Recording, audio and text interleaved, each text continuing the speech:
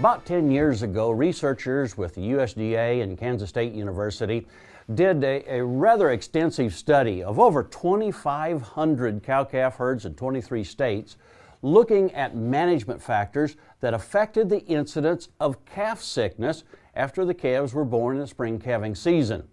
A couple of key management factors that they found influenced the incidence of disease in those calves. Number one, whether the cows and first calf heifers calved in confinement. They found that herds that had more than 70% of the cows calving in a dry lot situation, they had a higher incidence of baby calf sickness after they were born. Also, cows and heifers that had a higher incidence of difficult births, those herds then had a higher incidence of baby calf sickness, especially scours, respiratory diseases, even pink eye and foot rot. So those two management factors were identified in that survey. I think we can add a third particular management factor that I would want to urge producers to think about, especially with first calf heifers.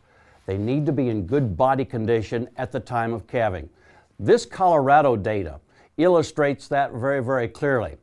Heifers that calved in a very thin body condition, that would be in the body condition score of 2, 3, and 4.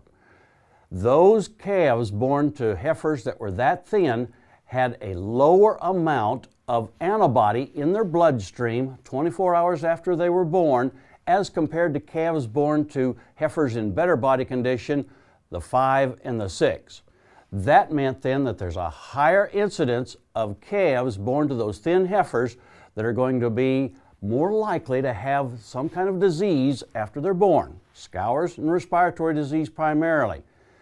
The heifers that have those calves while they're in good body condition provide more colostrum, more antibody called immunoglobulin that gives those calves some disease protection.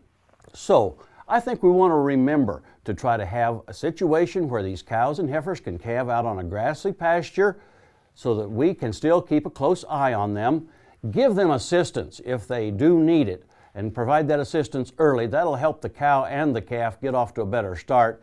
And if we didn't have our heifers in good body condition this winter, then let's plan next year to have those heifers in a body condition score of at least a 5, preferably a 6. That'll help the heifer as well as the calf that she bears. And we look forward to visiting with you again next week on Sunup's Cow-Calf Corner.